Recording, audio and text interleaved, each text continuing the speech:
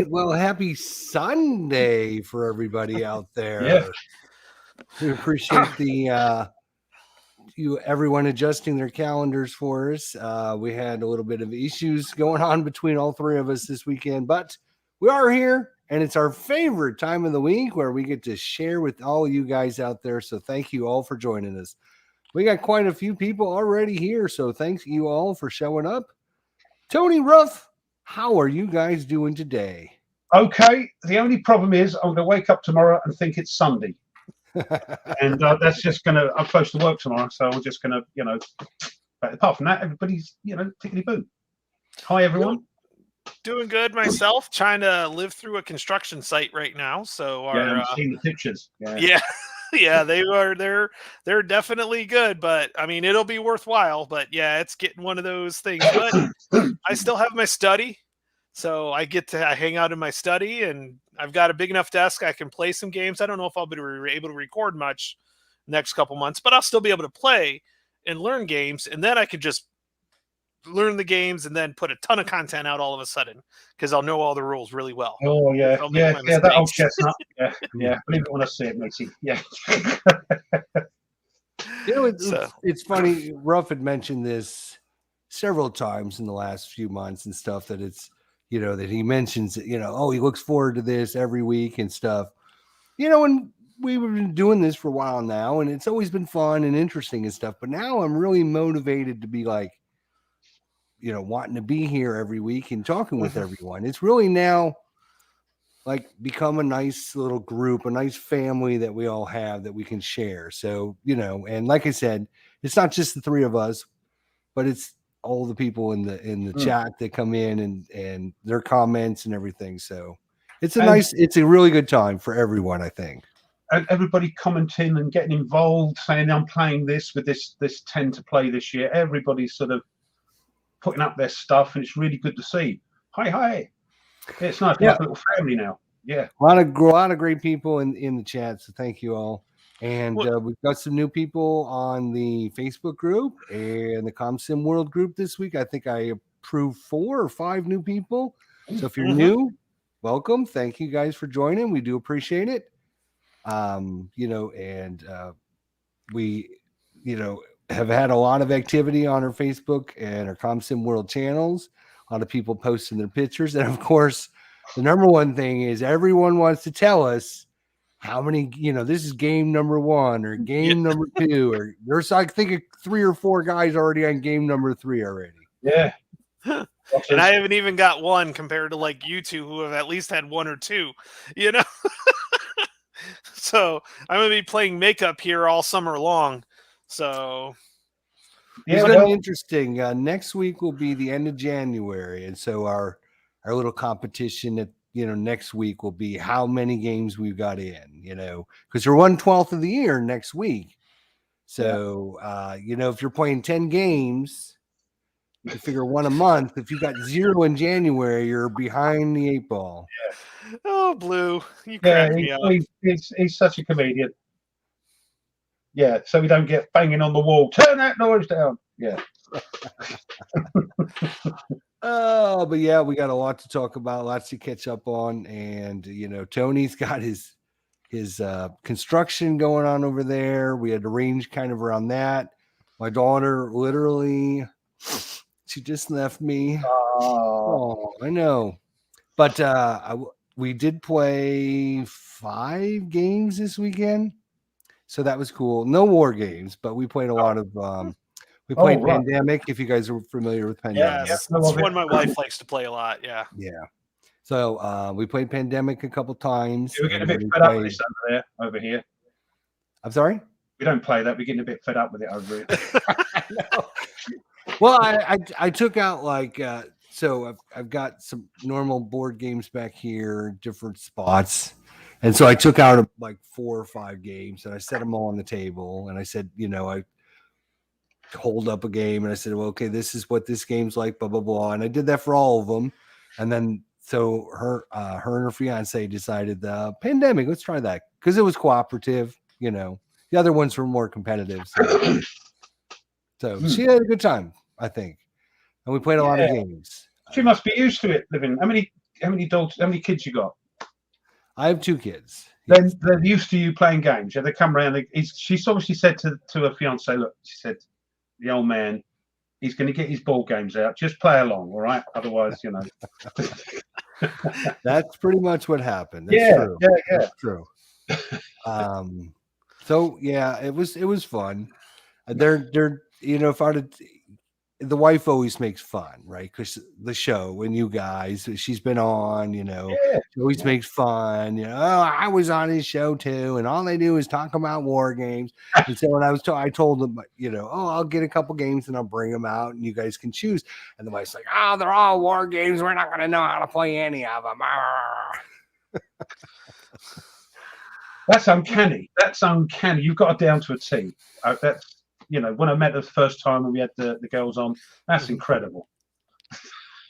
Yeah. You can't hear me. Oh, Tim made a mistake. He made a rookie mistake. Hey, RJL. He forgot to take pictures. He got so into playing, he forgot to take pictures. Oh, yeah. Got to set it up again. Yeah. But hey, absolutely. Why not? Obviously, if you played a couple of games, you enjoyed it, so might as well, get it out, play it again. We believe you. It's funny. We're doing this competition. We're all posting pictures and everything. We played the pandemic, and I forgot to take a picture. And I'm like, God damn. Even though it's not one of your games, it's interesting to see. Right. Share, just to show everyone. Right. So. Okay, Ruff, I have to tell you, I watched a British comedy show that you recommended, or somebody recommended, I actually was laughing out loud, and it was Keeping Up Appearances. Yeah, Mrs. Bouquet. Mrs. Bouquet, and everybody's like, bucket. It's bucket. It's Bouquet. Yeah, that cracked me out. That was funnier. Because what's interesting is there's a movie called The Santa Claus. Yeah. From back in '85. And the Mrs. Claus is one of the sisters. So seeing 2 different. Yeah, you got the common. She likes to be all posh, doesn't she? And the rest of the family are all common, Yeah. It's, like trailer trash. They all call her the Queen Mom. So I thought that was pretty fun. Yeah. So I remember you saying that, and I actually laughed out loud pretty regularly on that one. So yeah, it's a good, well written series. Gently, nothing too brag. It's a very cleverly written. And she always comes off worse, doesn't she? Yeah. So, whatever she does with this poshness. Her poor husband. Yeah. Right. Hey, residents, the lady of the house speaking. So, sorry. Tony, you need a vest now. If you're going to watch that British stuff, you're going to need a vest. Yeah, you need Onslow and a cap. You've got a baseball cap. You just need a can of beer and the vest.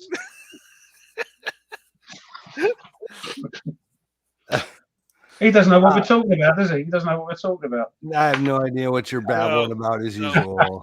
No. That's okay. We were, as I said, we were playing these games. One of the games the wife was playing was called Name 5, I think is the name of it.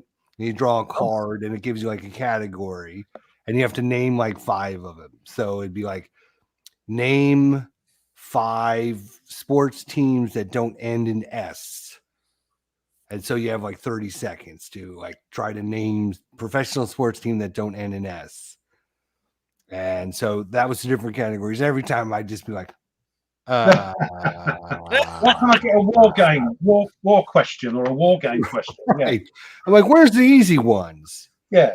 And then, sometimes, it's all, flip the card up and then there's like 200 cards in the stack. Right. And they would get one like different kinds of beer, right? Or something. And I get like literally my one was name 5 non-US presidents in 30 seconds. And I was like, okay, next. I can't name one non-US. Name one non-US president. Vladimir Putin. Yeah. Macron. Okay. Macron, yeah. Okay, that's 2. The guy from Canada. They're called. No, he's a prime minister. No, he's. But he's not a president. He's a prime minister. All right. Yeah. Yeah, they want "Where's the President" as the title. You could say Kim Jong Un, North Korea, He's a dictator. but he's elected as president. Yeah. Yeah. So I mean, I feel your pain. it was very hard, you know. Yeah, so. I'm useless. Scrabble, general knowledge, sports. If it's a ID sports Jester, of course. Yeah, that's true. That's correct. That's correct. What you been up to? What you been playing this week? I noticed, like if you watch No Enemies Here, right?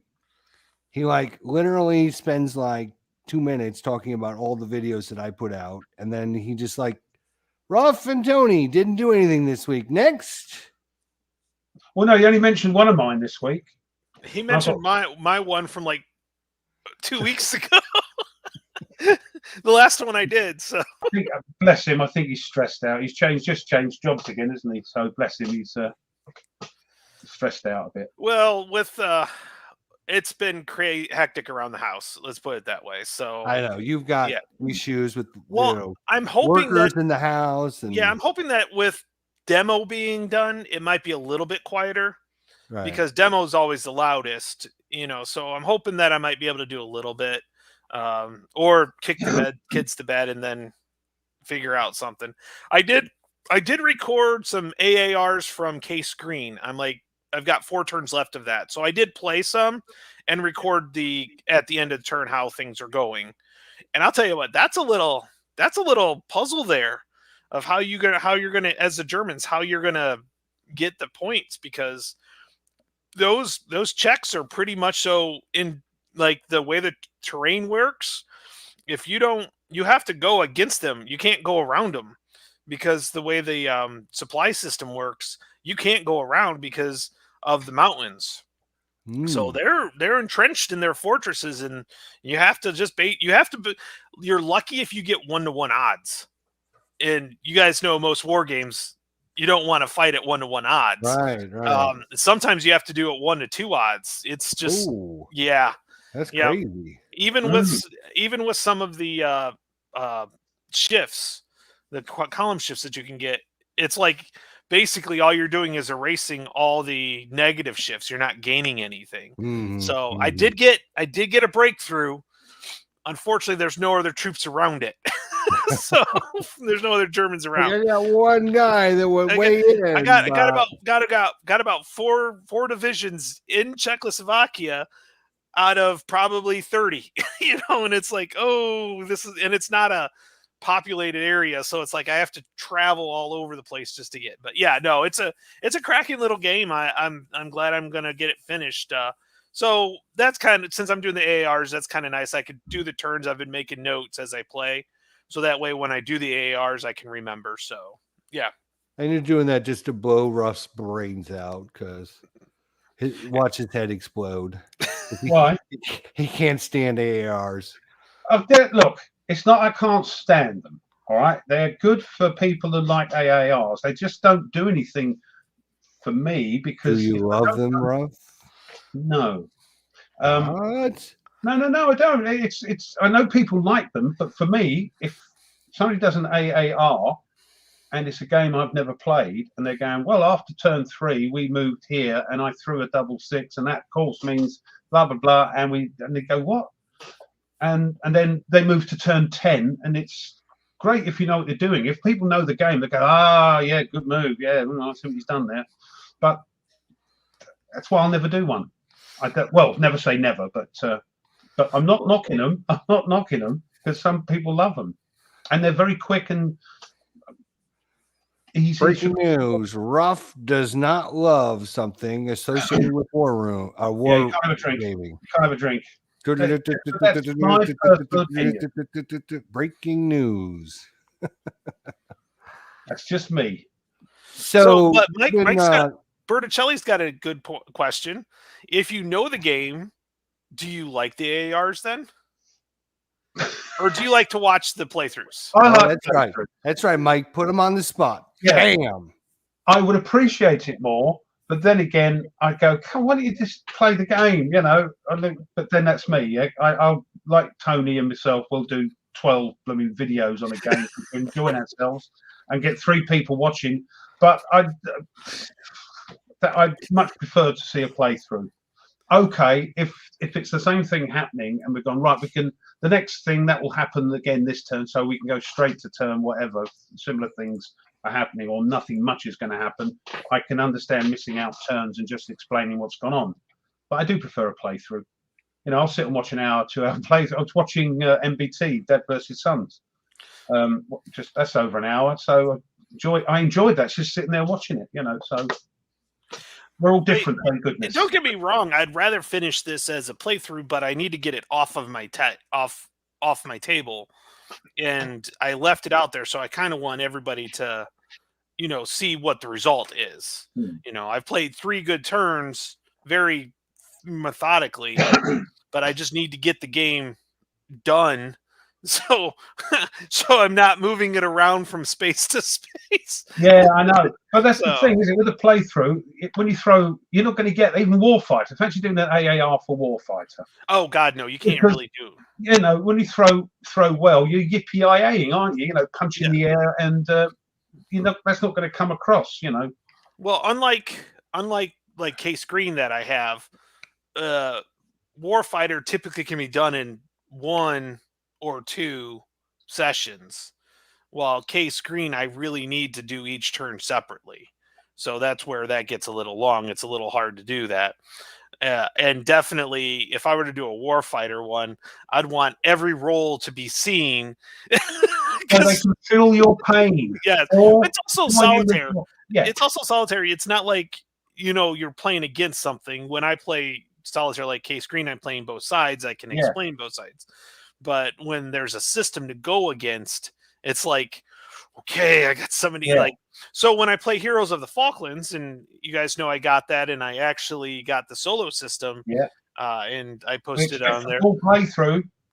I'm going to do a full playthrough with the solo system, so you guys can see how that works out. And so I've been watching boot camp videos and everything on the Lock and Load Tactical. So I'm looking forward to playing it, and I got the 4X maps. Those things are nice. Yes, they're just big enough. They're not too big. They're just big enough. Yeah, they're great for videoing. And, yes. You know, I just don't know which one to do. I'm in quandary. That's why I put Lock and Load Tactical as one of my games, so I can have a think, and I don't know. It'd be one of them, but of course that's one of the things I've got to think about now. But back to your AARs, at least you had a couple of turns explaining what's going on. So then that's a different kettle of fish. And now you can sort of say, look, we did this, knowing what you know before, everybody might get a better idea. I'll have to watch. Yeah. I'll be watching with interest, as they say. Yeah. Yeah. It's one of those, I think, because I played 3 full turns, everybody kind of knows what the Germans are up against. Yeah. You know, and honestly, a lot of it is rolling dice and losing maybe 1 Czech, but definitely 1 German every time because the odds are that bad, you know. So it's kind of like butting your head against the wall. Eventually you'll make a dent. Yeah, or you'll stop because it hurts. Well, but I'm really enjoying it. So to kind of relate to that one real quick, so I signed up for the Panzer Grenadier Gold Club for one reason and one reason only. There is a module that they handed out. Is this it? Yep, this is it. That you get, and it is, and I have to build them, but it's the piece. It's called Peace in Our Time, and it's basically Case Green, except for Panzer Grenadier, and there's like 10 or 15 scenarios. I like. So, and I love the counters. I absolutely love these counters. Are they sticky? This one, no. This one, what I'll do is I'll glue. I'll cut them out. Yeah. I've watched. Who was it that did one? Me. Somebody did no, you did yours, but somebody did a really good video. So, and I got here's some of the Irish Brigade ones, because there's a module where that's cool. Yeah, they invade Ireland. it's got 2 scenarios, and they invade Ireland, so it's kind of like Sea Lion, except for Ireland instead. The idiots is all I can say. The idiots. Yeah. So that was the only. Oh. That was legit. The only reason why I got it is I wanted that module because I am so nabbered with the case screen and the what ifs and everything like that I had to get that. So, but then I downloaded all of the extra modules that you get, so I can have fun with that. Well, you can send them to me. Nobody heard that, did they? Yeah. No, nobody heard that. No. I'm joking. So, but no, it's yeah. Yeah, good. Yeah. Well, what? So yeah. Hey, rough. I won't send them. Don't worry. Okay. Yeah, that'll be not very ethical. Right. Yeah. Hey, you got Dave here. Okay, sorry. Okay. I did a lot of talking. I apologize, but you got me going, and you know what It happens. doesn't take much to get us going, does it, Tony? I think it's not. Rough, since Tony spent the last 20 minutes talking about what he's up I to. forgot what the question was. No, anyway. So what's been up this week? So, yeah, what you got going on this week? We had some more Red Storm, which, my goodness, what a crunchy old game. What fantastic. We did 2 during the same week because we're supposed to do an interview with all the UK, well, Tweez was with the UK YouTubers, and I was one of them, but nobody could make it. So typical British, lethargy. Was it tea time again? Huh? Was it tea time again? It was 1 o'clock in the afternoon. Yeah, Sunday 1. It was lunchtime. They're going to go, no, I've got me roast beef. That's why they couldn't make it. It was all tea time. But instead, we did a Red Storm, and in that one, because I've not been doing much because I can't come in for ages, and he's coming across and doing stuff and God knows what. But I could launch some SAMs during that one, not very successfully, but launched some SAMs. And then with the one we did on Sunday, I actually got my aircraft to take off, so they're on the map now, and it's going to be mayhem when we meet. And all the SAMs go off and the dogfights and the bombing raids. Tweez has done a couple of bombing raids. From him, not very successful, but because he had these Belgium Mirages, which weren't very good. So that was that. I've been twiddling around playing this. This looks quite interesting, this Eisenhout peasants thing. The problem is, because the chap who designed is German, they're translating into English. I think maybe something is slightly lost in the translation. So what I'm going to do is start off. There's like phases you've got set up. Then you've got 3 like movement phases where you do stuff. It's basically, it looks like sort of like a resource management type thing with a bit of assaulting strongholds at the end of the turn. So you've got 3 phases where you're trying to rank up your officers.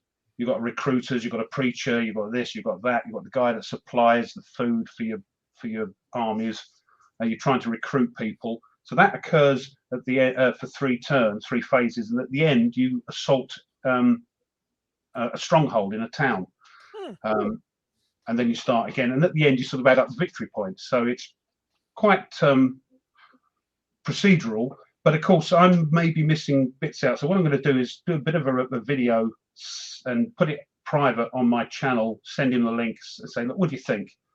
And then if he comes back, because I could give him a list of 20 things and say, can you clarify this? And that's not very fair for somebody. He's not a game. This is his game. Yeah, he's 11 years he spent on it. So I don't want to be like, bang, what does this mean? So I'm going to do it. And some of them that I thought I was doing wrong might be right. So if he comments on 2 or 3, I can just put a little thing like I normally do in the video and say I should have done this instead, and get that going. And then I've got Panzer, but of course Dad versus Son has done MBT, the rotter. So I'm going to do this. I'm going to still do it because it's all set up and I'm raring to go on this. I love to do it. I'm going to start off weirdly the way, and we've come to this independently. I haven't nicked it off of him because this has been up for a little while, as you know. Do the basic attack with the tanks, but add on some bits from the advanced and optional rules. And then, like he's done, he's doing it again with those rules and the advanced shooty rules. So that's what I'll do for that, because it's similar but a little bit different. Mhm. And you may have seen, and because of that, because I watched his videos, when a tank brews up in both MBT and Panzer, there's a column of smoke that's given off, and it's awkward to look through that if you're firing at a tank behind it or in it. And he's got those little, what do they call it, Litco little things. And I thought, what a good idea. So I hunted around and I got my own here. Look at that, little diddly things. Smoke columns for my brewed up tanks. So that's quite pleased with those.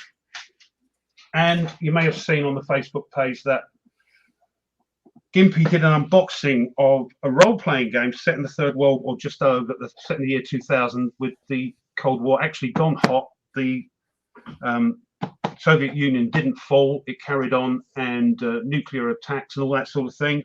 Is that? So that's a role-playing game. But the reason I got it was because there are battle maps in here. There are scenario maps that are in the book, because normally when you do a role-playing game, normally there's just like the referee's book and the player's book and maybe some charts and character sheets and things. This has got a map of Poland on one side, or most of Poland, and on the other side Sweden, because the original game, this came out in 1984. The chap's name I've forgotten. Frank Chadwick, the guy that designed a lot of war games, designed this. Yeah.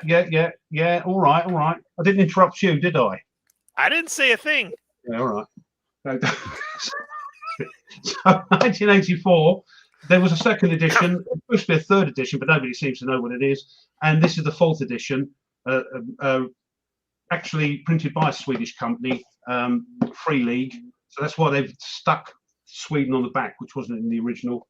But if anybody's played any games like Shadows of Brimstone, there is a sort of fan-made thing which gives you a massive map of the world, and it's called a Hex Crawl Map, and this is what this has got in it. It's got a map the size of a normal war game map that you move your group along, and as you do, encounters happen, and you've got tons of equipment. And GDW published it. So I got that as part of my Christmas money. I said I had some put by. I was going to get something else, but it looks so good that I got it. It's not too bad. It's quite hard to get hold of now, because it only come out a couple of 3 months ago to retail. And Bonding with Board Games, the guy with the hat, the copper, is doing a playthrough with Dan from No Enemies Here. And a lieutenant colonel of the RAF, retired, playing this, and Dan's playing a sniper, and I'm not sure what Ron's playing now. He's just playing. I think he's below.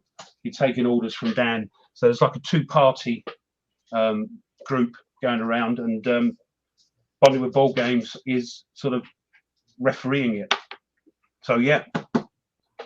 That's what I do. I don't know, as you said in the comment, I don't know when I'll play it. But there's solitaire rules in here as well. So I can just play it with maybe a 2 group, or just on my own as a single person playing somebody else. So you never know. But that's what it just looked too good. And I think, the places I checked out, some didn't have it in stock. Some had 1, 2 in stock. So I thought, I'll get that. And yes. You got one too. Yeah, well, that's why you got it, because I showed mine last week. And that's right. Yeah. And did you order another one for Jester? Yeah, I did, and it's right here. We've all got them now. They are brilliant. Hey. And as well. Yep. I love it. Yeah. So, Jester, tell me, what did you do? There you go. That's what you're supposed to do, right? When somebody asks you what you do, how was your day, then you ask them back. I never get asked back. I'm sorry, did I interrupt you? Did I? No. So I actually had a very productive week, and I actually I mentioned it last week on the show, but there is a certain game designer named Herman Lutman. So we decided to go ahead and do some tabletop simulation games this week. So I got together with him and I taught him how to play Sentinels from the Multiverse, and we played that online. We did not record it and broadcast it or anything like that, but I think what we're going to try to do is have maybe every week or every couple weeks where we get together and actually do like online gaming together. So that will be something that we're in the works of doing and setting up. So looking forward to hanging out and playing some games with him. Maybe he'll teach me some games you can watch. I'll teach him some games, and it'll be just a fun time where people can come and watch and get down and dirty with us. So that'll be fun. So looking forward to that. So we did that on Wednesday night. We're going to try and set it up again for next week. And then, I'm trying to make it like a regular thing because we had a lot of fun doing it. And I told him, I think a lot of people would enjoy it if we hang out and do it together. So he's still vying for rough spot on the show. And he's making a pretty big push for it. So I've told him I would get with Tony and we would talk about it. So then later this week, I got a package. And the reason I'm bringing this comment up is our package was sent from a good friend of the channel here, Peter. And it just arrived on Friday, but as you know, I had my daughter in town. She just left. So I thought it would be time to do a proper big old unboxing of a package. Funny looking box, a weird shaped box. This is a very weird shaped box, right? So I thought, let's have a proper go at it, right? And show everyone if and man, look at that. Has he used enough sellotape on that? He knows how to pack it. He knows how to put a package together, I'm telling you. So we shall see what's inside the package. Live unboxing. You guys don't normally get this entertained when you go watch other game companies, but it is if you guys have been watching our stuff for the last couple weeks, the last month or so, we had talked about some things, and I told everyone, I'm really looking for this game. If you have it, let me know. And good old Peter got with me and said, hey, I got a copy of that. It's sitting in storage right now. I remember, yeah.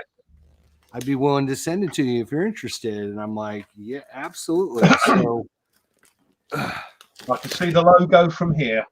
You can see it, can't you? Down the bottom right-hand corner there, look. Oh, blunt. I didn't realize it's such a big box.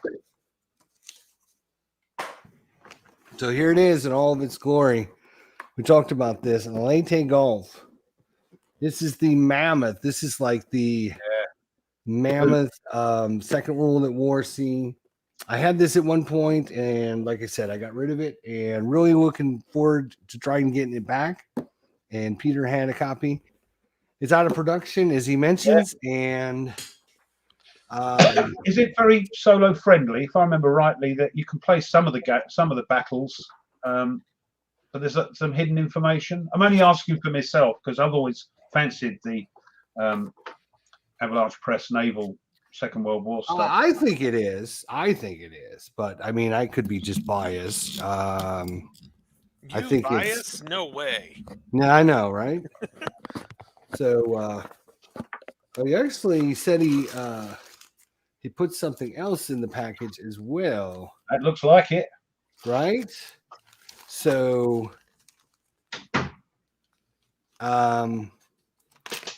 yeah, there's not many vids out of there for private no. I think is that what's that called? The naval battles of the Second World War or something? Yeah, Second World War at sea. Yeah, yeah. OG's done. OG's done some. Which is what got me interested in it. Which is why you should never watch other people's YouTube channels. Look at the super cool dice you get. They're like super Oh, tiny. yeah, bless, yeah. But yeah, as your typical Avalanche Press, really nice looking counters, They do such good counters. I love their counters. right? Not too impressed with the the one I got, the new one, the River Battleships. Looks great, but they're all got the center nibs on them, and they're very thin, and wasn't too happy with them. But and they're very small as well. And it's not even punched. You know, it's completely unpunched. So I mean, wow, it's just that must when cost you had it, I was really excited to see if we could make a trade off or whatever, and I'm still hoping that I can send him some stuff for. I was going to say, it must have cost you an arm and a leg. Right. I don't know yet because I sent him a list of things. You haven't sent the bill in yet, right? I sent him a list of things and said, "Hey, you know, I'd like to trade, blah blah blah," and he hasn't replied back. So hopefully we'll get together, you know, sometime. Nice thick rule book, plenty of scenarios, tons. I know they're bonkers with their scenarios. I just wish they were. People say they're a better company to deal with, a bit like ATS, you know. It happens when I think a lot of it is when it's a 1 or 2 person shop. That's what I was going to say. They're both one man and his dog companies, aren't they? Which fair enough. I mean, people have I agree with some of this stuff, but then again, I'm like, I haven't had any issues so far. No, so, I've only bought from, you know, most of mine is second hands. Cool, isn't it? That's the grid on that is what's different. Yeah, they're square, aren't they? Square in there, and they're off. All of them are offset. Yeah, they're offset. So it technically gets you like the hex. It gives you the number of So you can still get 6 movements. You can go 6 different ways. You can go all over the place rather than just going up and down. You know, part of the second rule that War C, you know, some of it has pre-programming and all that. So take him to the cleaners. Here's the thing is, even if you know the enemy where they're at and you intersect them, you still roll a die. And I think it's like 1, 2, 3. There's an engagement 4, 5, 6. You guys just go right by one another without seeing each other. So he wants to make sure I'm happy with the production before I take you to the cleaners, Pete. Ask for everything on that list. It looks good though. I do envy you. It's that's what I thought. It's super good. Yeah, it's. I mean, to be honest, right? And then this, what is this? Battles here. So let's take a look at what this is as well. While you're getting that out, I think, if I remember rightly, somebody on BGG or a group has written some solo rules for the system. So I could be wrong, but yeah, is that a magazine? It is a magazine. What is it? Battles. Oh, I'm not 100% sure, but there's like counters and got a game in it then. Counters for it and everything. So nice looking counters too. Yeah, for sure. So there is all kinds of good stuff. So thanks. If you guys want to be super cool like Peter, email me and then I'll let you send me something as well. So if everyone's there, you go at me. Look at him, bare face. If you're across the pond and you don't want to ship it to the US, then contact Ralph. Love it. You know, I really thank Peter for sending this. Get with me, Peter, and I'll send you some stuff back. But I do appreciate the fact that I was looking for this. And he had it, and he was willing to make a trade for it. So, yeah, thanks so much for doing that. French magazine, evidently, right? Everybody's making jokes about sending you games. Yeah.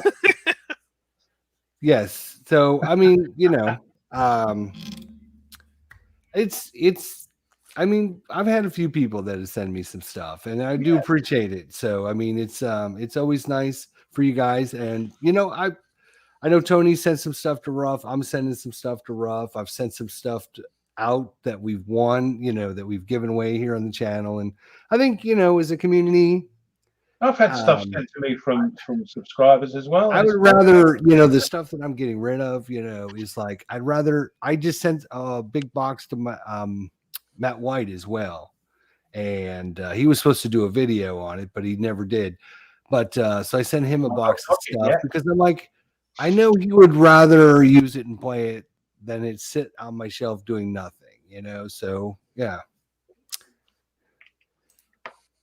Oh, I'm absolutely positively happy. It's awesome. So thank you so much. It looks great, Peter. Yeah, envious. Looks brilliant.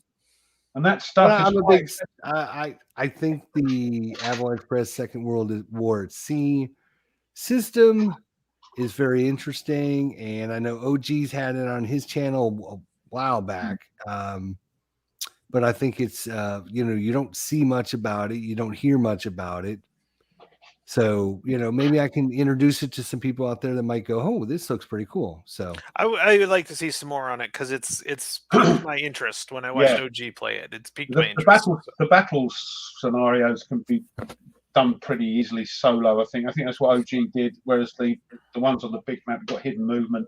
But as I say, I think somebody may have done a sort of solo-ish rules for that on BGG, so it's worth checking that out just to make sure, to see if that's true or not. But yeah, I like naval stuff, don't I? So yeah, I mean, like you have the big maps, and then once you do have an engagement, you go to another big map, but it's like a tactical board map. Yeah, and there's like 23 or 24 steps for each round because based on your ships, each ship has a movement rating. They may or may not move at certain phases, so there's a lot of strategy to it.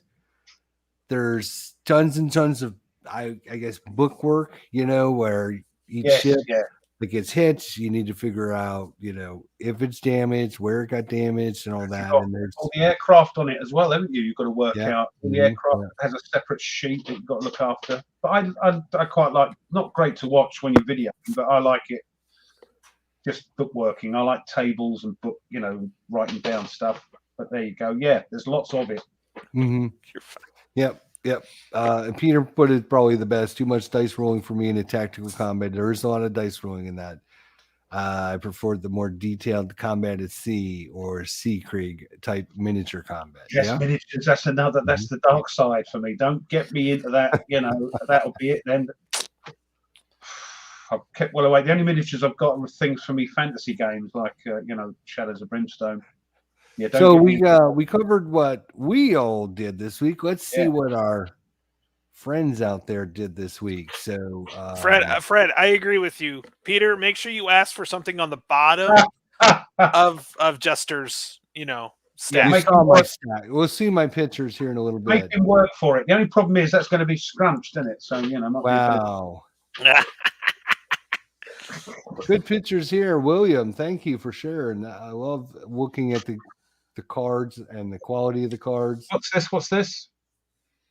Oh, that's red flag over Paris. Ah, right. Oh, that's Fred's game, isn't it? Fred Saval. Yeah. That's RAF. I recognize that a million miles away. RAF playing. Yeah, but I think he's playing the German side. He is playing the Germans. The Germans destroyed them. Terroir. This was another people are playing this. Terrible assault of the beach. The Americans got wiped out. Oh, funny play on words there. I see what they've done there. So don't recognize the game. Dual Britannia. Looks cool though. Yeah. Lewis Publishers Britannica, classic and new. I know. Go back. Mike Anthony's having a whole series on Britannica and the different games of the system. Yeah. More RAF. He hasn't got the mounted map version. Oh, there's the. Oh, look, there's Tony showing off his stuff he's bought there with his His laser, yeah, let's get some of that. Yeah. Here's what Douglas is sending me. So thank you, Douglas. Now, I'll tell you what, somebody that can compete with you, Jester, on getting games in when they shouldn't is Douglas. He's terrible. That's the game I've got. He said he's what was it? He's maxed out on space. Yeah. As a war game, you're never maxed out on space. You can always find one more. So. Find the space, right? Oh, this was. Yep, this my was solo. Tony, yep, your new solo. Yep. It's still on sale, so it's half off. They're $25 for the price. Yeah. Yeah, and if you get both of them, I think they mark them down to $19.99. So definitely, that to me that's worth the money. So yeah, I've already got them. You see, so yeah, that's RAF again. What a great game! That's pretty big. It's only a 22 by 34 inch map. It just looks big, doesn't it? But it's just an it does. Map. It does. I don't know. Yeah. It just looks big. Yeah. Oh, there's your game there. Yeah, I think. And Garrett's playing some. Is that the starter kit? Yeah, it looks like it. Yeah.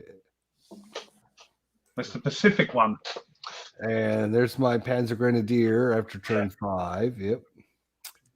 Nathan. I'm not sure which game this is. Triumph for the Storm. Julian. Good pictures, though. So at the top right there. I'm not familiar with the game, though. Oh, Before the Storm. Yeah, Julian. Triumph Before the Storm. Yeah, not familiar with that. And here's somebody's war game collection, which we're still hoping people will post. Yeah. So I know what else to ask for and have people send me. That's his motivation. Now you know. Now you know. I'm going to try that old sneaky old sausage.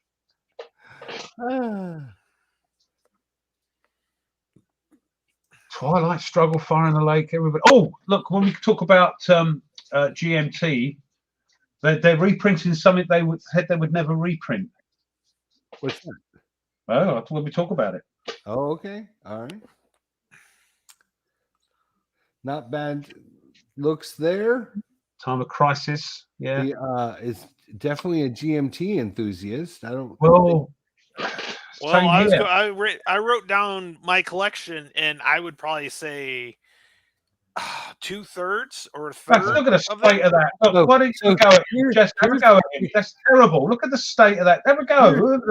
Here's the back row, right? And then I just sorry, it's yours, isn't it? Put more boxes in front of it because that way I can hide the back row. See, and this is for science to see how long these boxes on the bottom. Okay, Peter, you need to pick. Looks like legendary. Hey. Yeah, pick all the ones he's playing at the moment. What's this? There's some of the. Yeah, what's it? This is my Talisman game. Oh, it's Talisman again, is it? Oh, right, okay. Oh, yeah, recognize the board now. Yeah. Somebody's playing D-Day at Peleliu. Yep. Hope you're not colorblind. Yeah, I'm so regret it. I'm going to play That was such a good game. It's so hard. Yeah. So hard, but it's such a good game. Hard. I just can't see the bloody colors. What's that? I think this is Fighting Formations, isn't it? Yeah, I think so. That's another game. I'm sorry, because I got a comment because I put last 100 yards. Yeah, put last 100 yards unboxing up, and some one of my subscribers said, "Do you really need another tactical system?" And of course, I came back with my reply, "Yeah, just one more." But this is the Fighting Formations because Matt White raves about this, and it looks good. If I get another one and it comes back into print, I'll. The Lord of the Rings stuff at the bottom. Yeah, I figured. Yeah. Yeah, the whole lot. Mike says, yeah, it is. Yeah, Fighting Formations. Yeah, Mike likes it a lot. He's talked about it. That's one of those ones. Is like, damn, I should try to get it. I should try to get it. Yeah. Oh, it's one of Mike's top 3 games. Yeah. So Matt raves about it as well. So, and yeah, you got the big long counters as well. Yeah. And I love those big long counters. It's one of the reasons I like the Second World War at Sea from Avalanche Press, is because those ships aren't square counters. They make them. And they're long, aren't they? Yeah. Yeah, they're long and Right, I've got Combat Commander. And look, how many people see what's wrong with this picture? No, he's done it artistically, like brickwork. I can see what he's doing here. What, like the brickwork? Yeah, sort of. Oh yeah, I'll let you get away with that. Yeah, not me. No. But my OCD is screaming in my ears. See, the problem is that last picture. I don't know which play games he got, but it probably was all of them with that number of games. So yeah. Oh, he's got the greatest day there. Oh, right. Got his World at War 85. Good to see. He's got the BCS system over there. Val Blau as well. Fred, contact me, Fred. Yeah, Fred. No, Fred. It's not too bad shipping it across the old Irish Sea to Blighty. So, just anything you don't want, just send it, mate. Thank you. We're terrible, aren't we? Luckily, everybody knows we're kind of kidding. And I didn't say kidding; I said kind of kidding, because we'll always take a game. I'll take a game that somebody don't want anymore. Yeah, rather than see it. Oh, he's got Pass to Hell as well. Look at that. He's got a bunch. He's got the whole system there. Yeah, he's got all three of the games from that system. Another like to play? System that I think. Again, there's nothing on YouTube about that, is there? No, very, very little. It's from what where did I see something? I remember seeing something. Oh my god! Oh, we already went through these. We already gave him crap. Yeah. Okay. Yeah. So Chad Jensen. Yeah, Mike. Chad was he was. I wish he was still around. Yeah. He still had plenty of games left to create, and so that was sad that he had passed. So, well, I want that one. I want Fighting Formations, and I've ordered the new printing P500 of the Combat Doodle Commander. Yeah, when you get that, I have Operation Sea Lion. We should play that. Okay. You can take the Brits. I'll take the Germans. Got no chance. So that is so that was, it's been real good. Everyone's been posting. I know that a couple people are already on game number 3. I've got 2 in the books. Ruff is still with, he's got one. He's got one. Haven't finished it yet. Hopefully Tony, you guys are. I'm going to end up having a content dump come April and May when my you'll just go. Yeah. But I'm serious about, like, I'll knock out some games, like I'll play them. I may throw pictures up so you guys can see me that I'm playing them. But then when I go to video them, I've at least played them once or twice. Like with Heroes of the Falklands, I've at least played 1 or 2 scenarios and tried it out. So I'll feel better about it, because as much as you can read the rules, until you actually get the counters on the map, sometimes things just don't make sense until you have to. So yeah, I'm going to try to develop the games I'm going to be recording. It just, develop how my knowledge of them a little bit better. And I think that'll be good. That's cool. If anyone's in the Bay Area, GK Fremont is blowing out all their new DVG, Compass, and GMT games for half off. Oh, man.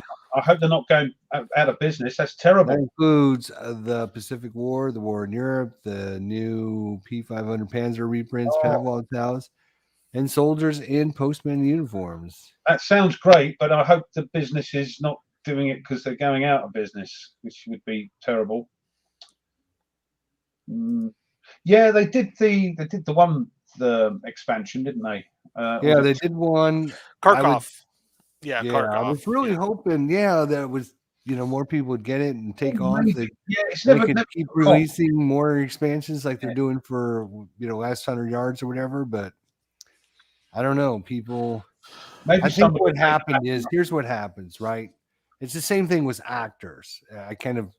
Right? You get a game designer He creates a game, Combat Commander. It's super, super popular. Everyone loves it, right?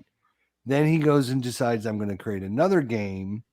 It's another tactical game. People get in their heads, oh, it's another Combat Commander, but it's not. So when it releases, then everyone compares it because it's from the same guy. Which game's better, Combat Commander or this one? And because Combat Commander was so popular, obviously people were like, oh, this game isn't as good as Combat Commander, blah, blah, blah. Which is a shame because, you get an actor and he does something really good in a movie and he has like his role, but then when he goes and tries to do other things, he's never successful. Yeah. They get typecast. Yeah. And I mean, you shouldn't be like that because fighting formations is completely different. You should compare it as completely different. And Fred was saying there's an activation system that puts people off, but look at last 100 yards. That's some of the mechanics in that are very, very different, which people used to playing tactical games won't be used to, but it's still very popular.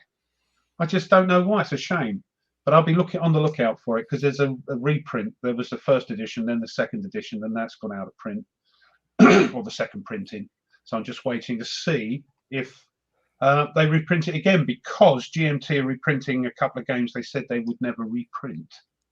So my hopes are up. Well, not to scare anybody, but I just got a warning on my computer of a frost advisory. I'm looking out at 4 inches of snow. A frost advisory here in Central Florida. So everyone needs to buckle down tonight.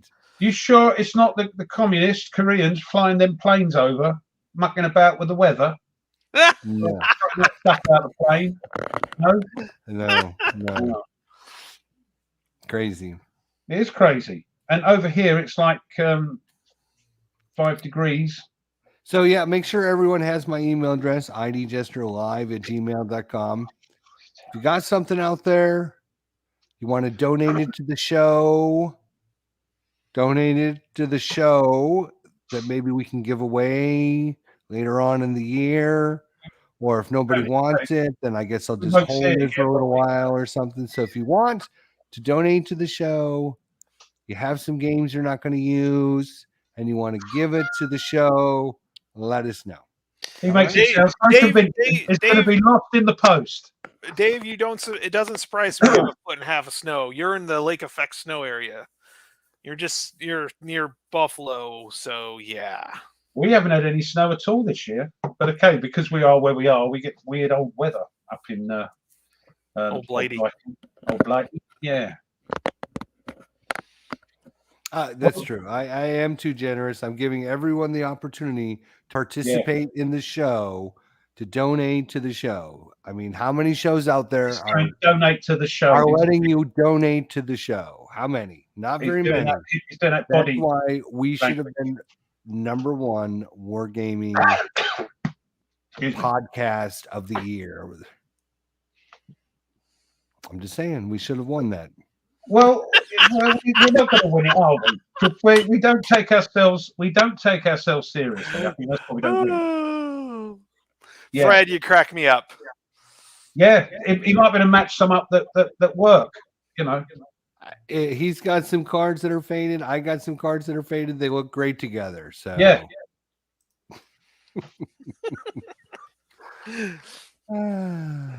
Lovely group of people we have here. Just lovely. And my favorite is Peter. So thank you, Peter. As we say, we love you all, and there's nothing you can do about it. That's right. That's right. So these games. Speaking of which, there is. I do want to mention this. There's a little thing coming up. Tony, you might be going to this as well. I missed Buckeye Game Fest. What is that? April 7th through the 10th. It was canceled last year, and they normally have it in September. I was hoping to head back for that. They canceled it because of the COVID stuff. It's been rescheduled for April 7th through the 10th, which is the normal, but they also have the War Room, which opens on April 4th, which is usually Have normally. have you gotten the lawyers out yet? Are we there then? I haven't been told that we're there. Are we there? Are we Are we there? there? The war room. The war room? Are we there? Well, that's true, right? Right? We should be suing them, but Yeah. they're my good friends, so I can't do that. All right, fair enough. So normally, you know, when you go to a convention, it's normally Thursday, Friday, Saturday, and Sunday. But what Buckeye Game Fest does is it opens Monday, and they do just Wargaming Monday, Tuesday, and Wednesday, and then they open the convention up for everything on Thursday. So if you're a war gamer and you want to go, put that on your calendar because there is a 35% chance I will be there. I will know more probably next month. And it's only going to be $10 for an autograph, isn't it?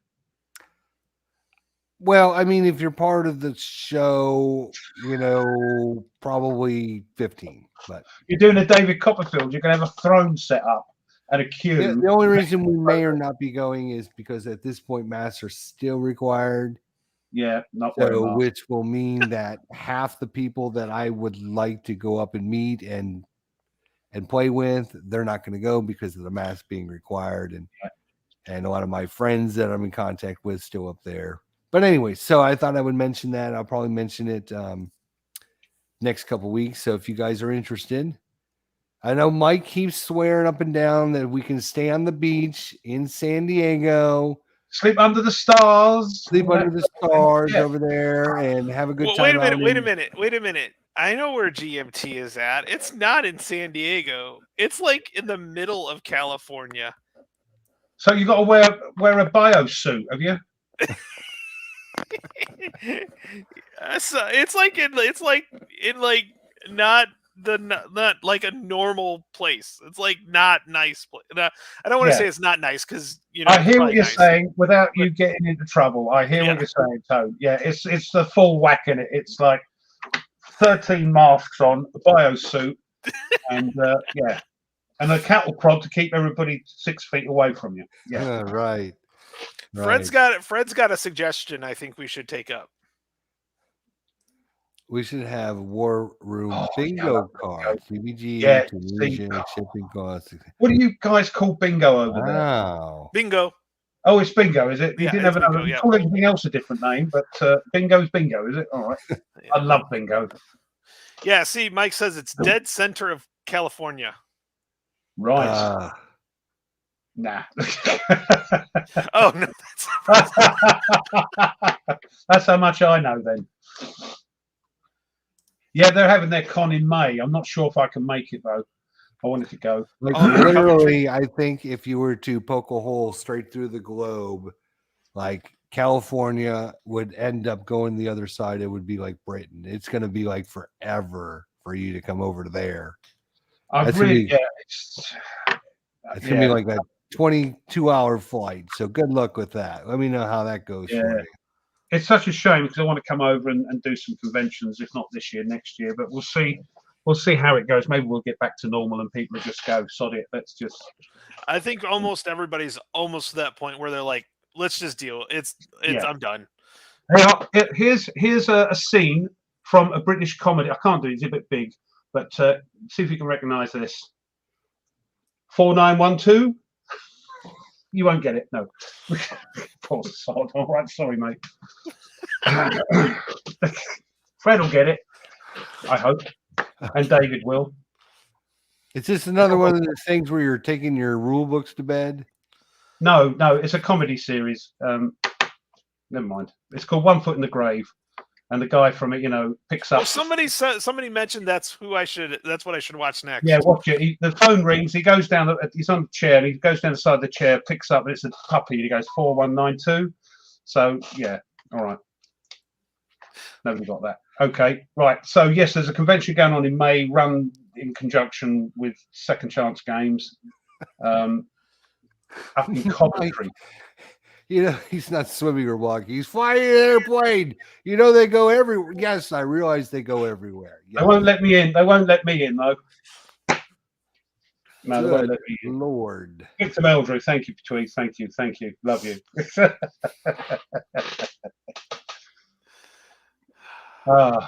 That's the problem. They got to go back to normal because they won't let me in. Well, I did let's get hope. so I mean, I did get a new gaming chair for where I have my computer and stuff. So my other chair was 15 years old. It had a wow. bite out of the armrest, so it was From the not dog? comfortable. What?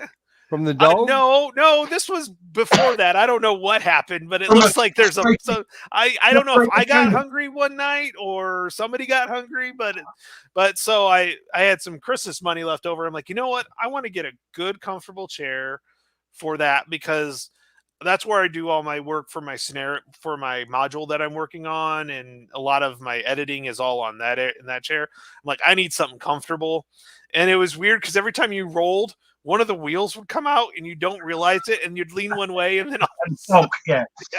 So I did get a new gaming chair, so it's really comfortable. So when I do get back to being downstairs in my war niche, because right now it's the living room, so the TV's playing. Yeah, Right. So but I've been spending a lot of time in my study. I'm getting, it's like my study. I'm enjoying it. So. And we need a space. Us boys do need a space. It's a bit selfish, but we do. Unfortunately, my daughter's all of a sudden into a big MMORPG online, so sometimes I have to kick her off so I can do stuff because my laptop has the best processor and graphics. The most fastest thing on it. Yeah. I just want to just want to tell you those two games GMT are going to be reprinting that I think they said they never would, which will please a lot of people, and that's The Hunters and Silent Victory. They're reprinting them, and they said they never would. So the P500. So it's great. People are going, I can't get hold of it anywhere. So they've obviously listened, and they're reprinting them. So that's cool. Hunters. I do know that's actually by Constant Press, so I wonder if there was some negotiations that had to be done for them to reprint it. Well, the last one I've got is GMT on it. Okay. GMT, the last. No. Yeah. Okay. That has GMT on it. I think that was all sorted. Okay. They weren't going to print it again for some reason. I don't know what the reason was. It might be legalities. I don't know, but they're doing it now. So. If you haven't got the game and you want to get it, because people are trying to find it and it costs a fortune secondhand, like anything that's out of print, yeah. So go get it now. I just all those people that thought they could sell their Pacific War, the original, for stupid money, are hopefully now biting their own legs off because the new one's just about to come out. So yeah. I don't mind people trying to make a profit, but some people take the mick, don't they? Yeah. It's like the people. Yeah, The Hunters and Silent Victory on P500. So that's good. I'm quite like, so good. I don't have Silent Victory. I have the other ones, obviously, but The Hunted. Yeah. I got the Hunter and the Hunted. Yeah. I haven't got the Hunted only because it's like, what's the point? I'm not going to win. Yeah, you survive. Do you actually survive one tour? Like you're lucky if you get out of one. Yeah, I think that's still available. Probably because everybody's gone, I ain't going to win that. I quite like the one Beneath the Med.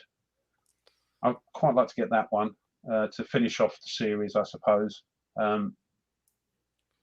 Yeah, but they're on the P500. Are they still? Yeah, it's still. Hold on.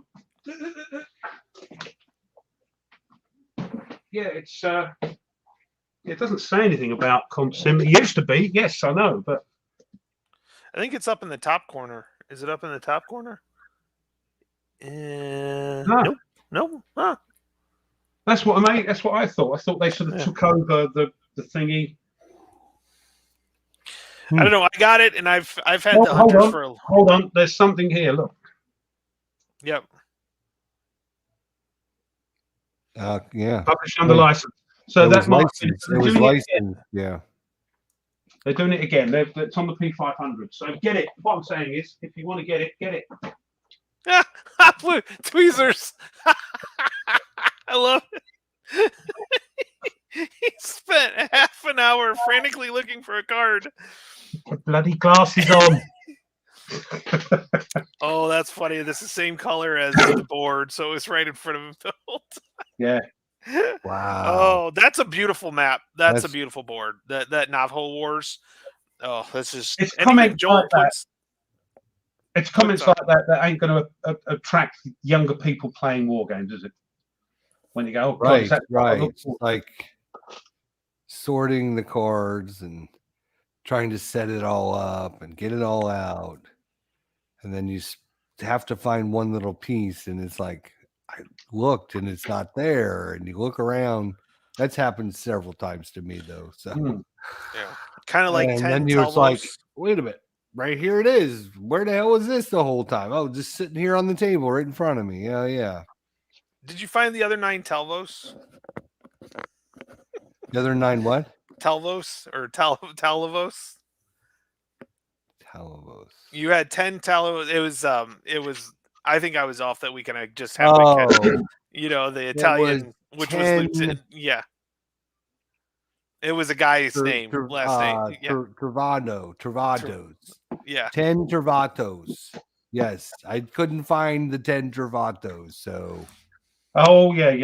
Yes, we laughed about that. That was slightly better than Algiers. Yes. 10 but Travatos. you know what? I would have made that mistake too, I think. Yeah. I would, yeah. To be honest, yeah, I would. Not if you didn't know how it was all worked out. Mo's in the house.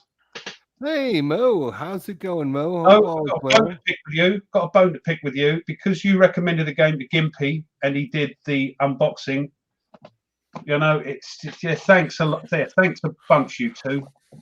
We're all enablers of each other, so yeah. He's not too upset about it. No, of course he's not. It's supposed to be good. So I'm looking forward to it.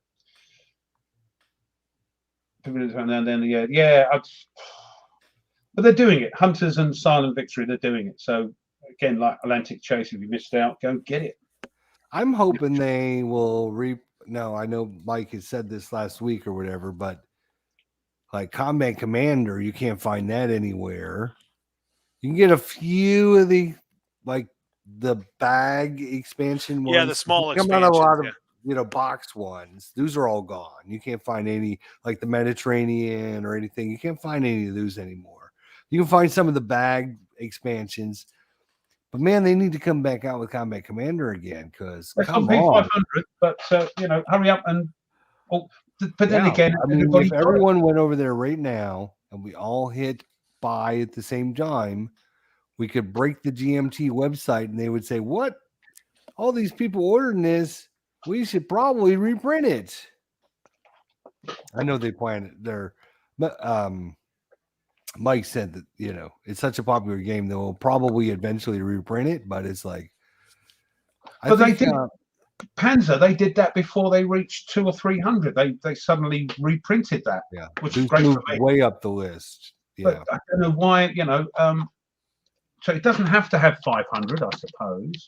If it's a reprint, not always, especially if it's a popular game. And Combat Commander is probably one of their most popular top games they've got. So yeah. They actually list their top games in that email they send out. Like 10 most popular. I think Combat Commander's there. Command and Color Ancients, Twilight Struggle. Trying to think of the other ones that are there, but yeah, I remember seeing those. Yeah, it's only 130. Labyrinth is on there as well. Labyrinth is a very popular game. Yeah, it really is. Yeah, and I got to play the computer version, and I learned a lot as we got totally destroyed by the enemy. Yeah, that game's hard to win. I've played 4 or 5 games of that and never come close. Well, I wanted to try on the computer so I could understand why I would do certain things, right? I mean, he took over Pakistan and he was putting those plots out like two or 4 every time. and I couldn't stop him. I mean, there's nothing I could do to stop him. So it was not good. I guess I shouldn't have let him take over Pakistan, I guess. Yeah, but I learned a lot of cool things. So I think I'll probably play it a couple more times just to get the the specificness of orders and stuff down, so that way I can play it without having to look up the rule book every 2 seconds. Yeah, it really does. It follows the rule book exactly, so it's really cool. It really helps see how things go, what things can do, and things like that. So yeah. Like, oh, I can't use this card, and I'm trying to do like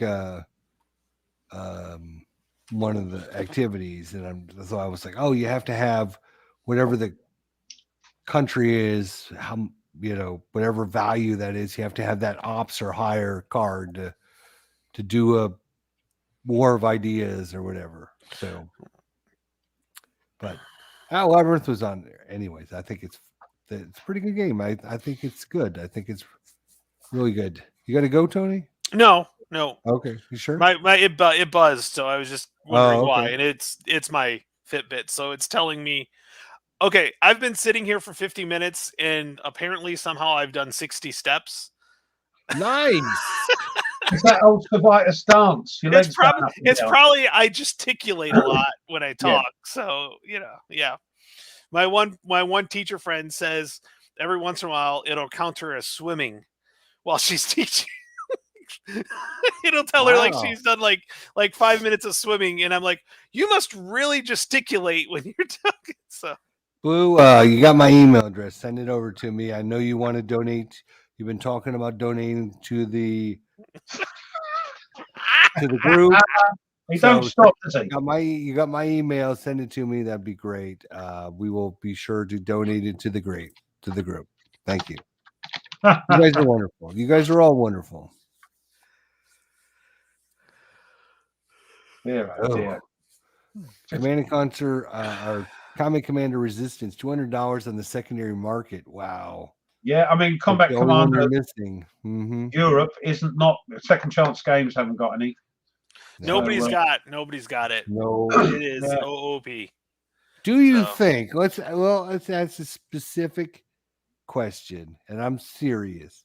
Because this just happened with I did an interview last Sunday with Dale the Casual Gamer. Good interview. Who doesn't do war games, he does the regular games, all right, regular board gaming and stuff. And there was a Warhammer game that was released with very limited production line on it. And the price for those things went through the roof. And they sold out like instantaneously. So is there a conspiracy out there with some game companies where they're short supplying the games out there specifically to drive up the price of gaming? Well, it won't affect that printer, because they're only going skyrocket on the secondary market. They don't get anything out of it. That's not true. GMT has a price for a game. They only lower the price when it's P500. Mm-hmm. So if they quick print, let's say, for example, and I'm not saying I'm not saying anything against GMT people, so stop typing in the chat saying, Jester, what are you doing? GMT didn't do this. I'm just using this as an example, right? So Tony the reason I'm using this is because Tony's just mentioned it. 2 Panzer games are on the P500, 200 people, and all of a sudden they quick printed them. Boof, right? They got them in. There wasn't 500 people on them, and now look at the price of them. There's like skyrocketing up already. But GMT is not getting... They only had to supply the P500 for the 200 people. You see what I'm saying? But they're not getting the skyrocketed amount, like the $200 for the Resistance. That they're not getting that. Somebody else is getting. Well, and I doubt nobody should pay that. No. unless you're independently wealthy and you can and you really want to. But I GMT think are that probably sending more out to retailers because they've now become very popular. So, okay, GMT are making their profit on their retail price, and the retailer is making its profit on that. But because you said Warhammer, that's Games Workshop, and from way back when I used to play Warhammer Fantasy, they were money grabbing. They had their head screwed on in a business sense at the expense of their fans, and I think it's come to light more recently with some of the other stuff. So I think they knew what they were doing when they did a limited run. They must know what they're doing because they can charge more to the retailers. The retailers are going to charge more to the customer. I mean, there is, as a company, right? And I'm not saying any company is bad or evil or doing this on purpose, but there is something to be said about making a profit on these games with the short runs. I mean, if you look at any popular games out there, right? Let's take Memoir 44, for example, right? Go and try and find any Memoir 44 expansions out there. You can't find them. Memoir's been out for years. The expansion been out for years. If they are so popular, why have they not reprinted them? Why? Like one of the little box expansions for a Memoir 44 is like $300 or $400 now. Why have they not reprinted these in years? Well, when they do reprint them, it's like Magic: The Gathering cards. When they reprint a high value card, the price of the card original drops. So that's what I'm saying. Are they purposely not reprinting these because then the value of their stuff goes up? Yeah, and they keep the value up. So when they do reprint it, everybody will grab it. But they haven't reprinted it for years. So it's not like they're looking long term here, which seems a bit daft. From a business point of view, you'd wait, bring the price of the second-hand market up, then you flood with your new reprint, but the price of that is much higher than it used to be, but still lower than the second-hand market. So that's how you'd win out of that. But the fact that the people that print Memoir 44 haven't reprinted anything for years makes me wonder why. Are they in? I'm just trying to figure out because, say, we've all been in wargaming 20, 30 years, right? Possibly longer, possibly some of you shorter, right? I've never had this problem up until maybe the last 2 or 3 years. Never had a problem trying to find a game. Oh, I'm looking for Breakout Normandy, which is a game that came out in 1980. I can pick it up somewhere for like $50, $60 on eBay or one of the secondhand sites or something. Any game out there. All of a sudden, within the last 2 or 3 years, when you can't get your hands on something now, you can't find it anywhere unless you're paying big bucks. I'm just saying, why all of a sudden is that a thing? I've noticed as well with one of our favorite games, Panzer Grenadier, on the second-hand market, you wait and you get a bargain, yeah, of the older games. The prices of those have gone up stupid amount in the last year. Why, I don't know. But because right, we're pimping it now. No, it's your fault, Ruff. It's your fault. To think that, but no, because I'm looking at thinking, oh, even that Beyond Normandy, I think I paid possibly 10 quid over the odds for that, whereas a year before I would have picked it up for next to nothing.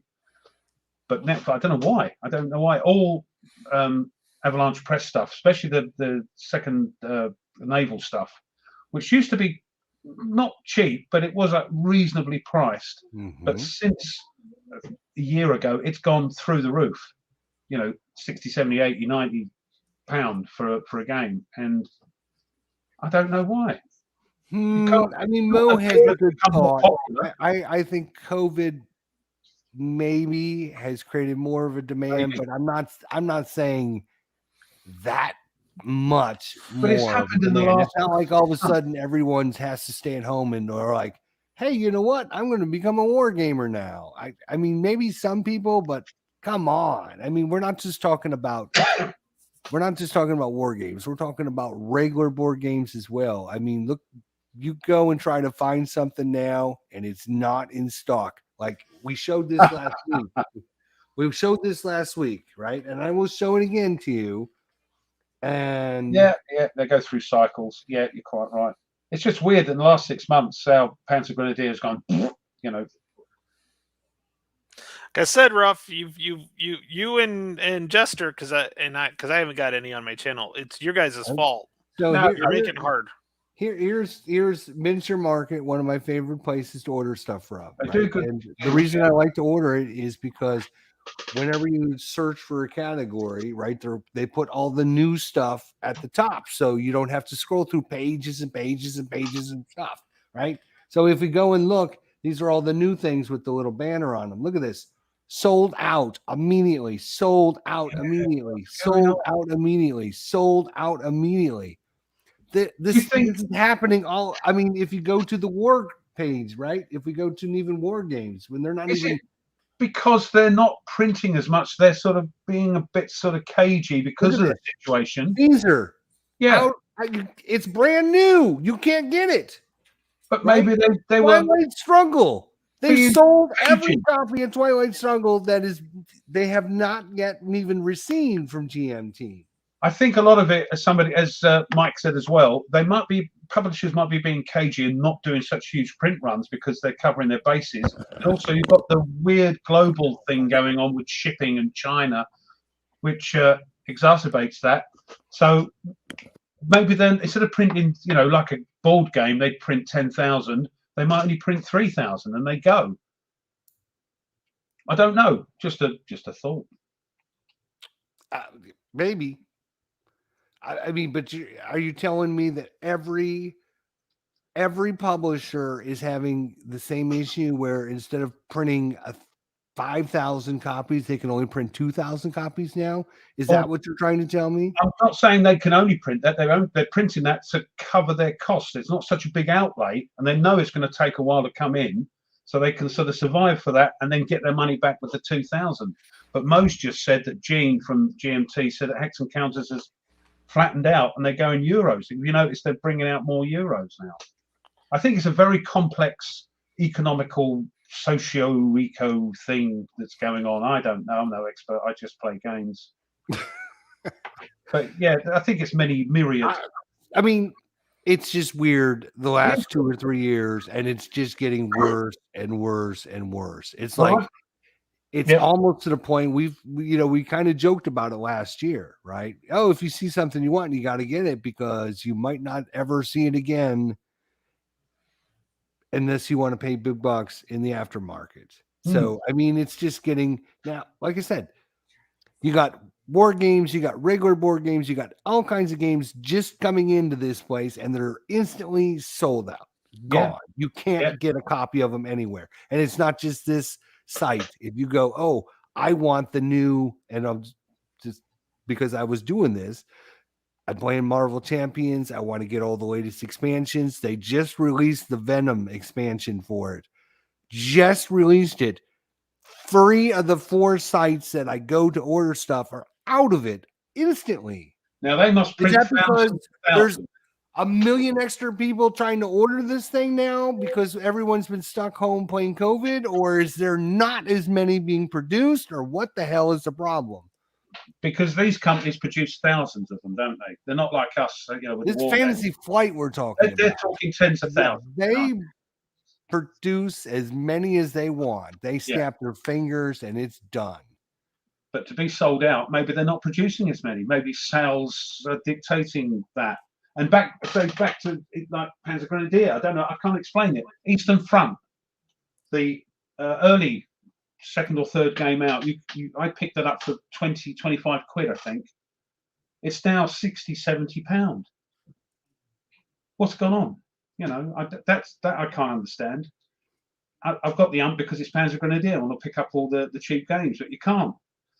anymore, and I can't explain that. I can't explain why Fantasy Flight have run out of stuff as soon as it comes out. Can't explain it. And I mean, there's always excuses, but then, you know, it's kind of like these, you know, these stories you hear on the news, and then 2 years later, they do a documentary that gives you all the inside information, and it's all like, oh, that's why. But like 2 or 3 years from now, we're going to hear about, well, the global shipping wasn't as bad as everyone was making it out to, and, you know, China was just shipping things out just as far as normal, but, you know, there was reasons because this happened, blah, blah, blah. And we're going to find out all this stuff. And everyone's going to say, oh, Jester, you were right 2 years ago. So mark this down, mark this day down. I don't know what the answer is, but it just seems like it's weird. Well, here's an example of something where it doesn't make sense that the publisher would do it. And this is an MMP game. So Case Blue, MMP, OCS Case Blue. Secondary markets, $500, $400 to $500 for that game. You can't find it anywhere cheaper than that. You're lucky if you find it cheaper than that. You're lucky to find one. Yeah, they won't reprint it. They said they're not going to. But they don't, out of that $500 sale, they're not getting anything out of it. Why aren't they reprinting it? Because if they did, because MMP is a little funky about their reprint. GMT, right? If I was GMT, Gene, right? If I was Gene and I see the price for Combat Commander online in the secondary market, $200, I'm thinking to myself, wow, this game is really, really popular. Maybe we should reprint it because we could probably sell 1 million copies pretty quick. Yeah, we could probably sell 2,000 copies pretty quick, make a nice little chunk of change. We should probably do that because that makes sense. You would have thought. And why doesn't MMP keep ASL products in stock? I think it's their mentality, their business mentality. They would rather, from what I gather and what I've heard, they'd rather print stuff, sell it, and then wait until they get the stuff and print it again and sell it. It doesn't help the customer, because the customer is sort of screaming out for it. But I think that's their business model. They print, sell, and then you wait because they've got other things that are printing, sell, and then that goes to the back of the queue. And from what Artie says, it sounds like that's just their model, is they don't really care. Even though they don't know, or it's the, I've done it this way, and I'm going to keep doing it this way. Even though I guarantee having ASL products in stock, at least the core modules, a number of core modules, but typically they do a pre-order, and then they make extra, and then all of a sudden they're out of stock of it. It's like, but these are the new ones, yeah. New ones, yeah. But I'm not. I don't know what the input for new ASL players is. Is it the core of people playing that's been playing since time began, and they just want the new stuff, and MMP don't bother to print much of the core stuff because their audience is captive? There aren't many new players coming in, so there's no point in. I don't know. Is that? Yeah, it's. I mean, I kind of get in Mo. I wasn't Mo or Mike brought something up. Warehouse space is something that's a problem. Yes, if they're small companies. So I do kind of get that aspect of it, but it almost seems like they should do kind of, I don't want to say print on demand, but like, okay, we got 100 copies, and as soon as, and I know probably it's a lot of the printing too for a lot of the games, it costs more, a lot of printers don't want to do the small runs. Less is more, yeah. Mm-hmm. More money to print, yeah. Yeah, I mean, we don't have to harp on it all night or anything. Yeah, no, it's like, an interesting question. It's just crazy. It's like, now when I find something, I got to go and get it because I'll never get it again if I don't buy it when I see it, because I've actually got things in my cart. Like I said, there's usually 3 or 4 sites that I go to, and I've got things in my cart at site number 1 that are completely different than the things in site number 2. And I'm still trying to get the same things, but none of the 4 sites have everything that I want. I want all the new expansions for Marvel Heroes, and I want to get my expansion 1 and expansion 2 for Small World so I can complete that. And I wanted to get a game called Too Few and Cursed, which is a deck card game, right? So I want those items, those 5 items that I want. None of the 4 sites have all those items. They're either sold out or gone. 1 or 2 of those different items. So now I'm in the process of trying to decide, do I want to go to this company and get this 4? Do I want to go to this company and get this 4? Or do I want to go to this company and get this 4? Because I can't get all 5 of the items I want from any of the one site. So what you need to do, as Fred points out, is to ask our lovely peeps in the chat for the games. Yeah. So and if you want to donate to the War Room, contact us at idgesterlive@gmail.com. We are accepting donations for the War Room, and we'll be more than happy to share your joy on the show. But on a serious note, that's a serious note. Mo has made a point. Yes, and I believe that's right. You will get taxed on stuff in your warehouse. Mm-hmm. If you've got a warehouse full of stuff you're not selling, you're still going to pay tax on it. That's true. So, yeah, I can. It's a I very see, complex with thing. Peter brought it up. So let me ask you a question. The 3 of us are Gene from GMT. Okay. Yeah. We're going to produce a game, or we're getting ready to decide which game we're going to produce. Are you going to decide on A, Panzer, or B, Combat Commander? Oh, Combat Commander. Okay. Commander. So the excuse of warehouse space doesn't bode with me, because the decisions are being made at GMT to produce the games that they want to produce at the time they want to produce them.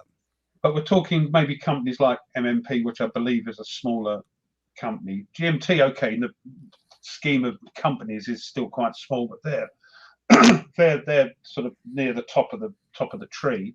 They might have a different view to that, but that's why we buy things when we see it. Fofo, yeah. And this is why we do it, because if we don't like the Panzers, I was a bit miffed that they all come out at the same time and it cost me a fortune, but I've got them. Right. I didn't miss out. You've got them, right? And, because they're going to go out of print, and we're going to wait another 3-4 years for them to come back again, I would think. I'm thinking about just picking up the ASL modules I can and just holding on to them until they go out of print, and then throw them on. I mean, that's a terrible way. I seriously think there is half the war gamers out there, and you tell me in the chat right now. We're gonna ask: is there any game that you currently have in your collection that the only reason you have it in your collection is because someday you know the price is going to go up and you're going to sell it for a lot more than you bought it for? I will say, I will be the first one to raise my hand and say yes. There are several games that I have in my Wargame collection. The only reason they're in my Wargame collection is because I know in 5 or 10 years I'm going to be able to sell it for double or triple what I bought it for. All right, boys. Now it's time for you to answer. I don't have any that way. No, I haven't got enough.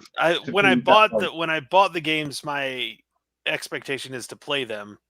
I've never done it intentionally, but then I have gotten to the point where I'm like, yeah, nope, I just didn't see it. It wasn't for me, or it was just one of those. Ooh, that looks great. Or I see other people playing it and they look like they're having fun, so I want to get it. But then when I get it, I'm like, oh, this isn't as fun as I thought it would be. So, yeah. So you've actually sold games, Tony, and of course Jester has. I haven't. So send me one, Mo. Send me one, because I'll play it. You can donate it to the channel, Mo. Yeah. But yeah, I haven't sold a game yet because I haven't actually got enough yet. Ask me in 10 years. Yeah. It's like I almost think I could probably make money off of the ASL modules, for sure. I haven't got enough money to do that and buy the games I want to play. If I had money, then I go, yeah, I'll buy that, put that on the shelf there. I'm not going to play it. Or buy 2 and keep 1 in shrink wrap. I just haven't got the money. But of course, if somebody wants to donate across the pond to the Rough Swordsman Wargamer Benevolent Fund, then you can send it, and don't worry, it will go to a good home. I'll keep it safe, and we'll keep it in the RSW Museum of War Games. He's got a hole. He's got a hole to fill up behind him. And that's Pacific War going in there, and Into the Woods and Salerno 43. That's it. That's my space. You've already made space for your future games. Yeah, because I've got to. Otherwise, they'll end up on the coffee table, and they'll put mugs of coffee on it and all that. Get out of it. So yeah, got the space there. But I've not sold anything. Maybe. Yeah, Craig sold. He sold stuff in the past, but 83.7%, very specific. He regrets it. Yeah, I'll tell you. There's only three games that I've reacquired after I sold. No, one I gave away, and the two of them I sold. I gave away Field of Fires because I wasn't in. Like I was afraid it was too much for me. Now I regretted that, but I then did get it when it came out. I did do a pre-order on that one. And then the Combat Commanders I actually sold, and I've actually reacquired them before they went belly up. Yeah. But those are the only ones that I have sold that I've reacquired. All the rest of them that I've sold, I've been happy to get rid of. All right, fair enough. I'm only ordering Combat Commander because there's a solo thing done, a fan-based solo thing for it. Otherwise, I wouldn't have touched it. I'll tell you what, the Vassal module for that is pretty good. For what? Combat Commander? Combat Commander, yeah. Yeah. Excellent. Yeah, it's a really good module. Yeah. Played it several times, and it's really good. I was in a tournament once. And yeah, I didn't win it all, but it was still fun. There's a lot of swearing. And that was weird because it was pulling cards. I was going to say, you didn't even have to roll dice either. Yeah, so. It was one of those ones where I think people were just better than me in this case because I was just learning it. And so, it was you swearing? Yeah, it was me swearing. Yeah. Oh, that's most unlike you, Tony. I know, disgusted. Right? Yeah. Disgusted. It's not very nice at all. I just, I think yes, maybe they're making smaller print runs. Maybe they're making more specific print runs. But if nobody's buying them to keep on their shelf to sell for later, as obviously nobody else is doing that, then why are they producing less amount of games if people are still willing to buy them? God knows, because we're mad. But it's not just us; it's all board gamers, isn't it? All game players. Games in general, like I said, I mean, it doesn't matter if it's a war game or a regular board game or Euro game or whatever. Like the instant they release them now, they're instantly sold out. So it's a conspiracy against us. They want their money. I know it. Yeah, Mo sells games he's not going to play, and that's how it should be. You know, you buy a game, not play it, sell it. I haven't got to that stage yet. May do in another 50 years, but you know, in another 50 years. Yeah, I keep looking. Well, the funny thing is, I keep looking to kind of cull down what I've got, and I just don't. I can't find anything because I'm like, oh no, I want to play that. Yeah. No, I really want to play that. Yeah, you know, it's like I don't even bother looking at my GMT shelf. Like that's like off limits. There's like no way at all I am selling anything out of that shelf. Most of my games are GMT because of their bloody P500 and their second chance games shipping nonsense. But there's games I haven't played, like what do you call it, Space Empires. Yeah, I just want to play it, but maybe I should have picked it for one of my 10, and I didn't. So I'm not going to get rid of it because I want to play it sometime before I shuffle off this mortal. Well, I take it we're not going to be able to get to our topic today. We got 15 minutes left. It's gone. Where's the time gone? I know, right? I only know that because my stomach's starting to growl. I was going to say we're probably going to head out about 5:30. I didn't know we were going to have a little bit longer, but I think we're going to go ahead and. So we'll have to wait. Next week we'll talk about our subject, and this way it gives everyone a chance to think about it. Our subject for today is good series to introduce people, or good series to get into wargaming. So we're going to talk about different series. Yeah, we know what you mean. Right. Next week that I think are good for people to learn to get into wargaming. Off the top of your head, do you have any like that you think, oh yeah, that's for sure? Yes, that's for sure. Combat Commander, or not Combat Commander, Command and Colors. Yeah, that's the one that I was going to mention. I think that's like probably the most popular, and it has the most variety, really. Yeah. I mean, when you get all the different ones in there, and If it's so you just simple and find easy. Yeah, you just find out what they're interested in, and you can pull a Command and Colors type, from it. Yeah. But I think there's still a lot of other series out there that people. But we'll talk about them next week. And this, of course, Whiskey Charlie jumps in and tries to steal our subject from us again. So Leave Mo alone. Well, I guess we'll start wrapping up. So what we got going on this week, guys? What are we doing? Are we back to normal Saturday next week? Yeah. So I don't see any issue with that. Okay. I have Pinewood Derby, Scout Pinewood Derby, but that's in the morning, so that's won't be a problem. But those are so fun. It is fun. The kids love it. Right, The boys love it. So yeah.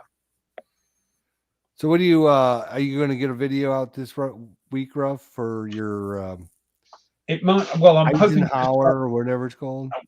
I'm hoping to start recording this, but as you say, I've got to send it off to the designers to make sure I completely understand what's going on. It's not a hard game, it's just there are things missing, and also because it's in German, the font he uses is a little bit, he uses the classic German sort of Gothic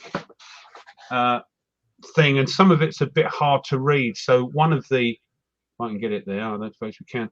Yeah, you see what I mean? It's that says Plowboy. Yeah, I know, but that's one of the easier ones to read. Oh, yeah? Okay. So I may suggest, okay, it's very sort of in vogue with what's going on, the 16th century German peasants' war, but quite hard to read. But there are things maybe that's lost in translation or I'm not picking up on. So I'm going to do a short video of a setup and maybe a first couple of 3 phases of the thing. Send it, do it privately on YouTube, send him a link and see if it's okay. So, and then get that done, because I want to get Panzer. That's the next thing going. Are you doing your thing with Blue this week? And just going to say, on Wednesday we've got another session of Red Storm.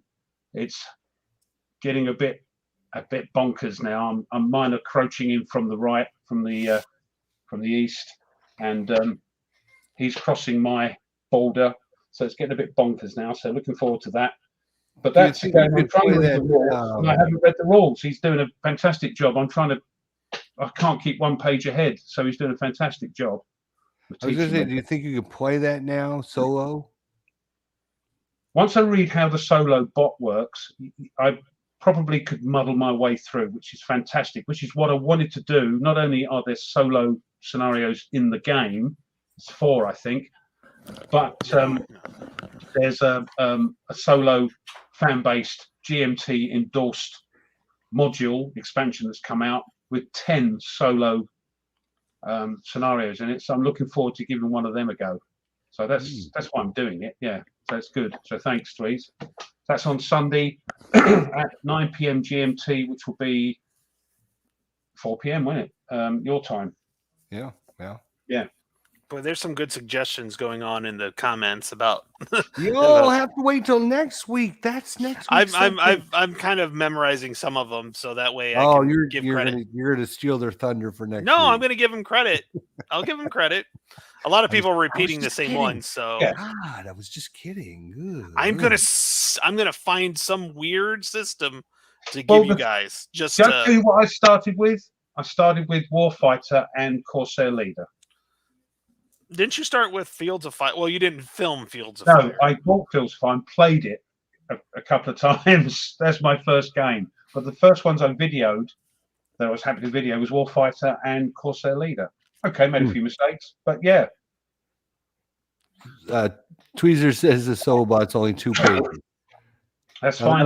That'll take him at least 6 months, so don't worry about that. He's got to make sure you get a good glass of wine before you take it to bed. You're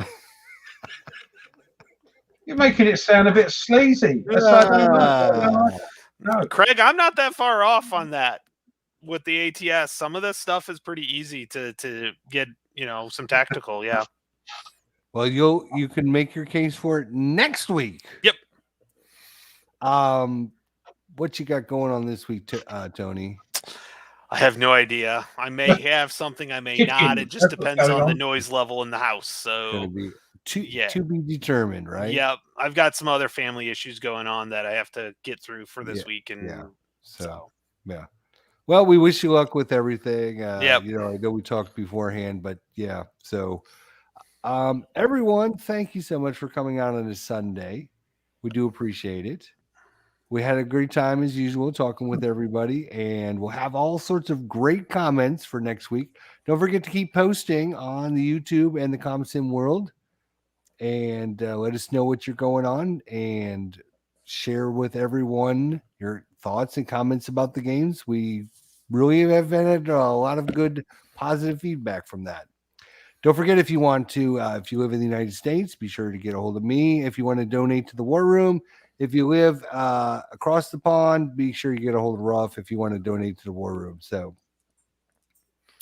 we do appreciate everyone's time today. Anything else we want to say? Anything going on that we need to mention? Oh, we got the dog in. Yeah, my dog. I don't know where is he. Come here. my dog's bigger than yours. I know anything's bigger than my dog. Are they going to start barking at one another? No, he's not a barker. No, he won't, no. He is not a barker. I love it. I love that. You're such a good pup. 4912. No, there we go. Aw. See, do you see the puppy? Who's that? Do you see the puppy? No, they don't Nope. recognise it. Yep. So He's not a puppy. He's just a. That's it. That's the size of him. Oh, he's got the right arm. Right. How dare you? I'm dignified. Hi, baby. Hi, baby. All right, guys. Everyone have a great week. Craig, really a Discovery Unit. Midwest Blowfield? We will see everybody next week. The bombed. Thanks for showing up. Thanks, guys. We'll Thanks, talk to guys. you next week, guys. Saturday at See you next 4 o'clock Saturday. PM.